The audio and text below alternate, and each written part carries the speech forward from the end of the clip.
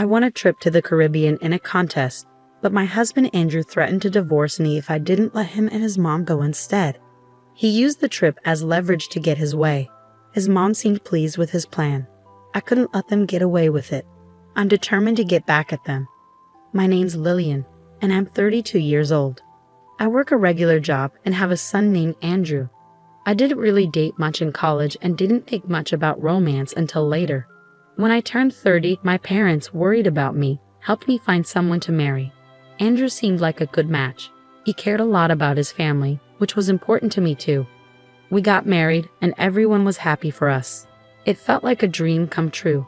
About 6 months into our marriage, I got a bunch of calls from Andrew. He sounded really tired when I called him back. He told me his dad, Alfred, had collapsed at home and was rushed to the hospital. It was shocking news because Alfred had always been healthy. After Alfred passed away, Andrew became very attentive to his mom, who was now alone. He'd visit her every day, take her out for dinner or shopping, and even took time off work to go on a trip with her. It's not like he ignored me, but whenever there was a conflict in our plans, he'd choose to be with her. He'd say things like, "Sorry, Lillian, Mom needs me," or "We planned this with Mom a while ago." I'd agree, but deep down, I felt frustrated. Why was I always the one having to compromise? Wasn't Andrew's mom being a bit too demanding?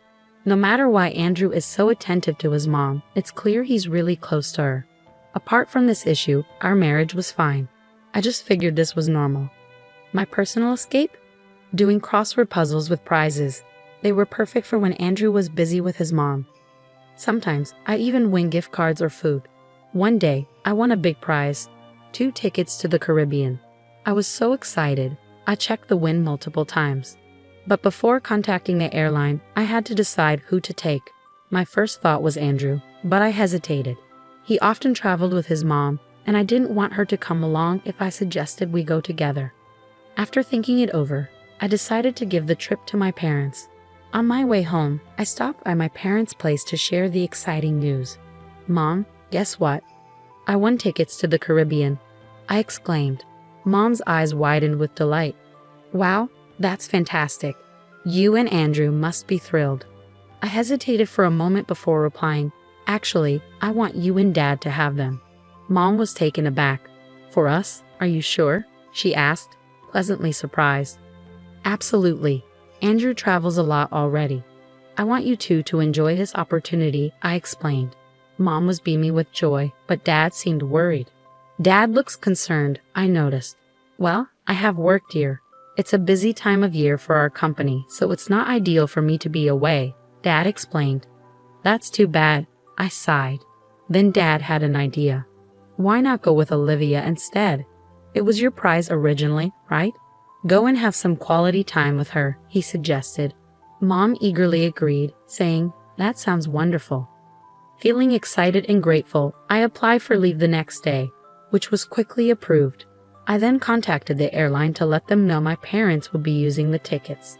On my way home from work, I stopped by a bookstore and bought a guidebook for the Caribbean trip. It had been ages since Mom and I had traveled together, and I was genuinely thrilled. But when I got home, something unexpected awaited me. "I'm home," I announced as I walked in, surprised to see the lights on. I assumed Andrew was there, but instead of his shoes, I spotted a familiar pair of women's shoes at the entrance. As I wondered, Matilda emerged from the living room. "Lillian, do you know what time it is?" she scolded. "Oh, Matilda, I didn't realize you were here," I replied. "It's not just about me being here. It's late and Andrew will be back soon," she continued.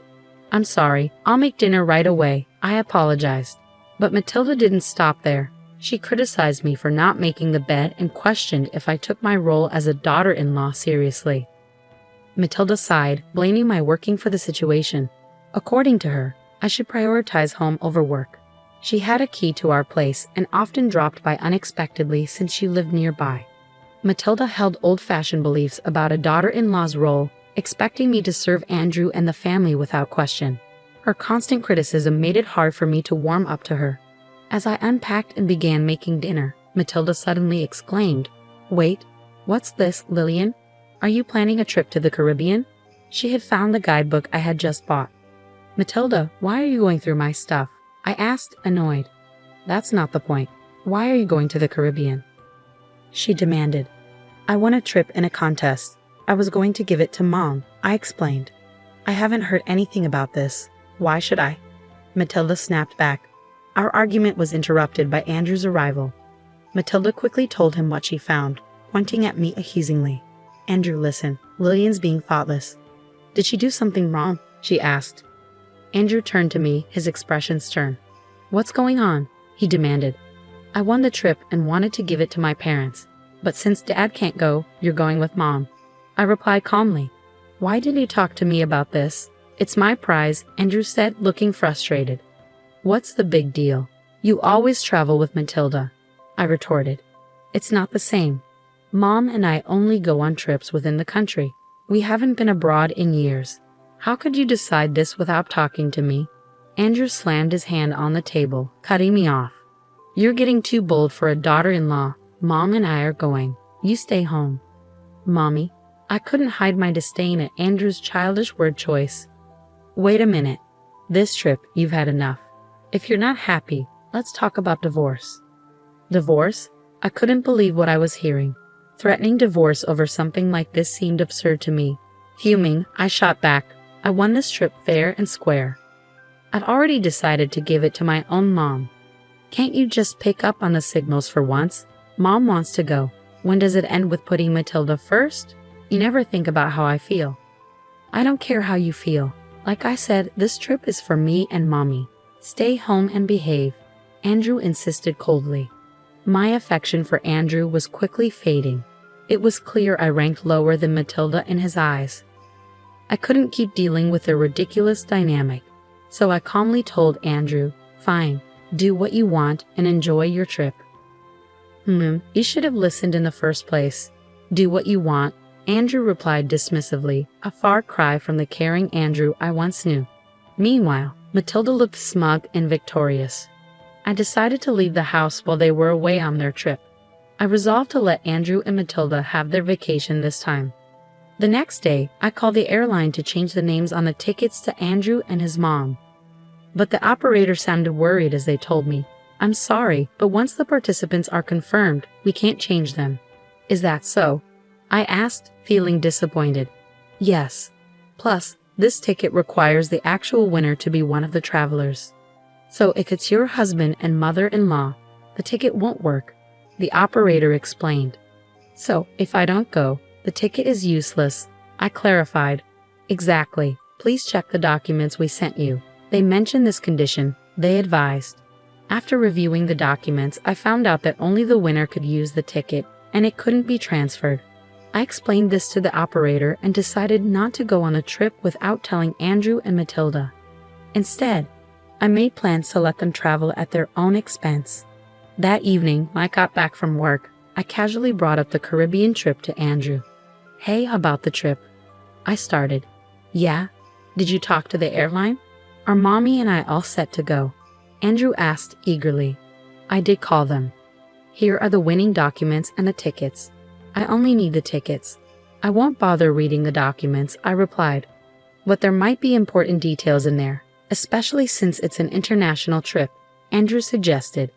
I don't think I need to. Mommy and I have got it covered. We're efficient, unlike you, I retorted. Fine, whatever. I'll leave them here just in case, Andrew said, sounding annoyed.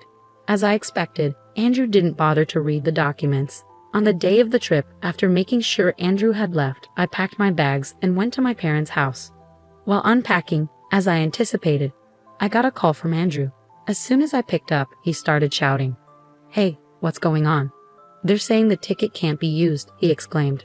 That's right. If the winner doesn't go, the ticket is invalid, I explained calmly.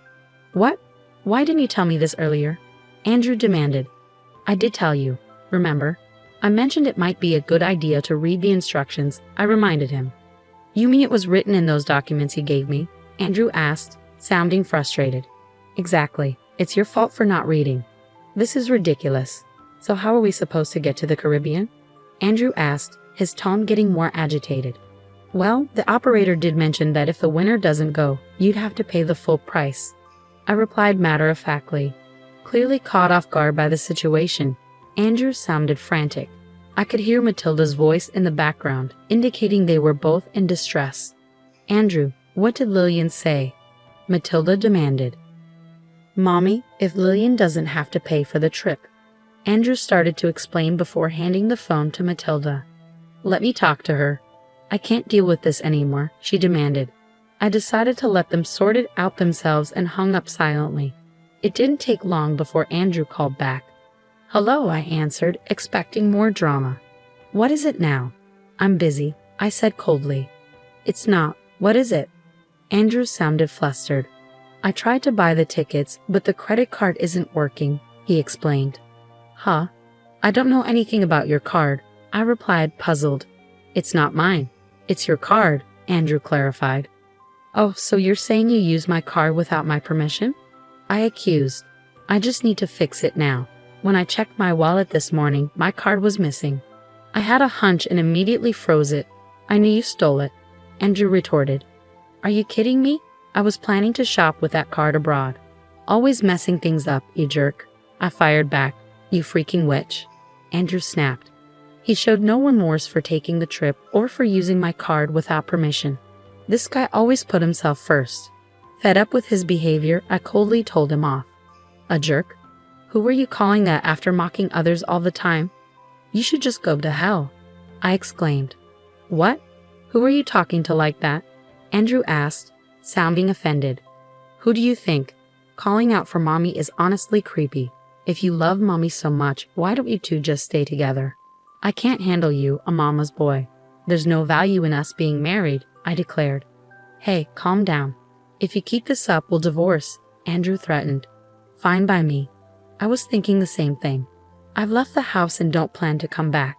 Enjoy your time abroad with your beloved Mommy. Hope you both drown in the Caribbean." I shot back before hanging up, feeling both angry and relieved. Furious, I ended the calls and blocked Andrew and his mother. Then, I went to a law firm my dad suggested and started the process of ending my marriage. When I looked at our savings to divide our assets, I saw that our joint account was empty. Andrew had taken out money multiple times, all around the time he went on a trip with his mom. It was clear he used the money for their travels, and he also used my credit card without asking. I demanded a big payment from him. As a result, he ended up owing money and was being chased by creditors. His mom, who used to get whatever she wanted, now had a strained relationship with Andrew, arguing with him every time they saw each other. It's funny how things turned out considering how spoiled he used to be. Meanwhile, I decided to stay with my parents for a while. I've caused them worry, so I want to make it up to them by living with them and taking care of them. Honestly, I'm done with marriage.